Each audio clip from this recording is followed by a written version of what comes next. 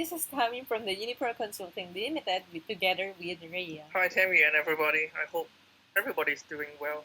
Yeah, I hope everyone's doing well. Of course, I would like to say thank you to our listeners and each one of you for listening to our weekly podcast. As you know, we are tackling a lot of business ideas or discussing topics that might help you with your business. Yes, and that's what our purpose is to give you some insightful ideas for your business.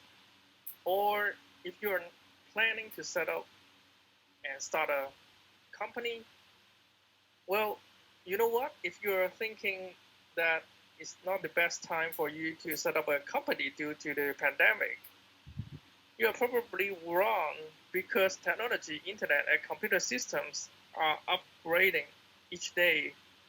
Who knows, maybe 2 or 3 more years, most of the things are online. So I guess it's the best time for you to set up your business as well.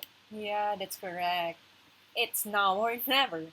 Anyway, for today's episode, we are going to tackle the impact of COVID 19 on immigrants. Yes, immigrants, I think they are vulnerable at this time from the crisis that we are all facing. Yeah, we all know that the COVID 19 affects a lot of people, business owners, and even children with their schooling. Economy is fluctuating due to high cases that go up and down. The borders are closed for tourists and a lot more.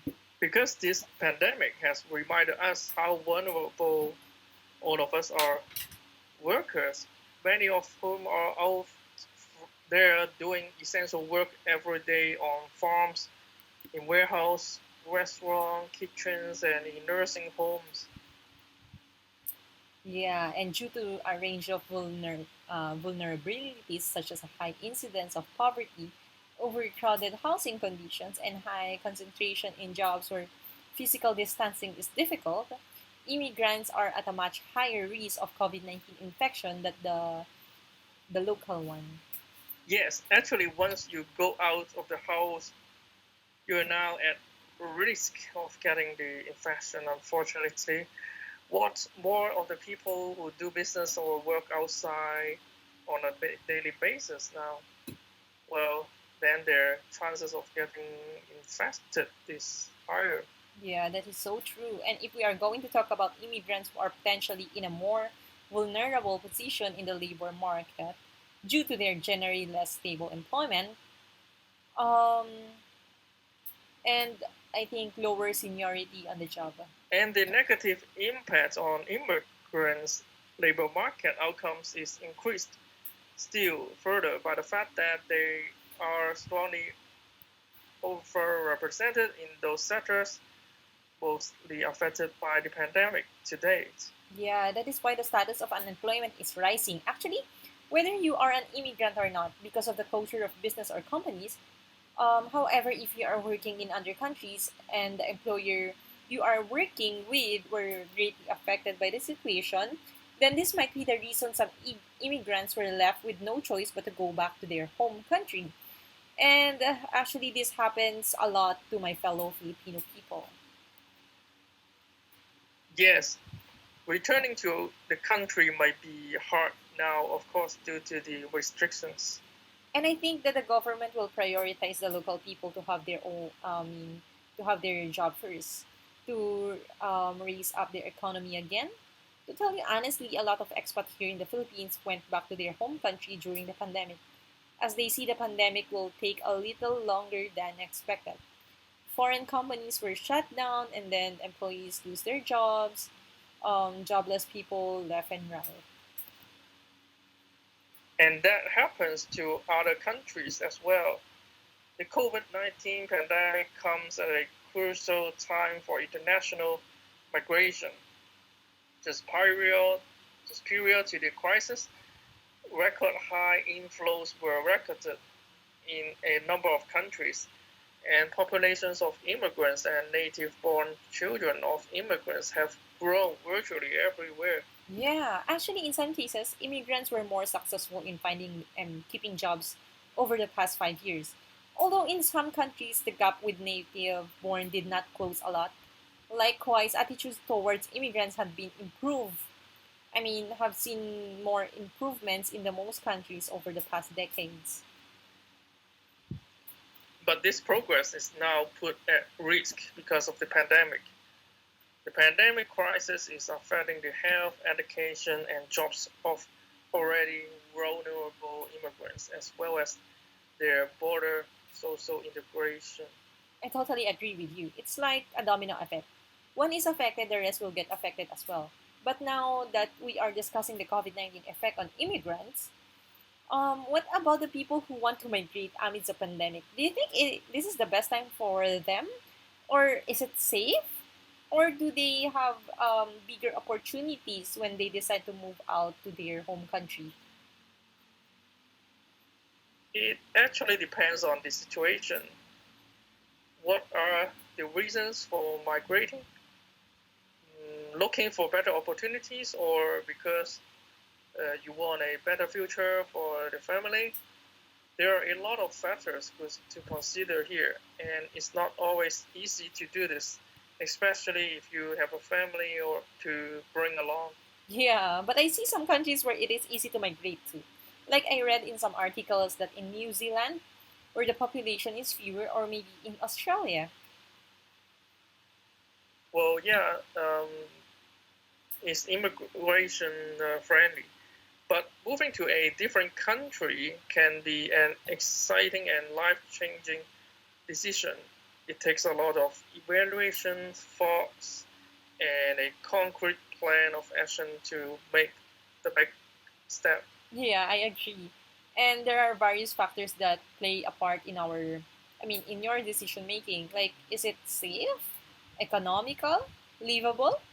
When looking to immigrate, it also involves understanding which country offers a secure route to a better life.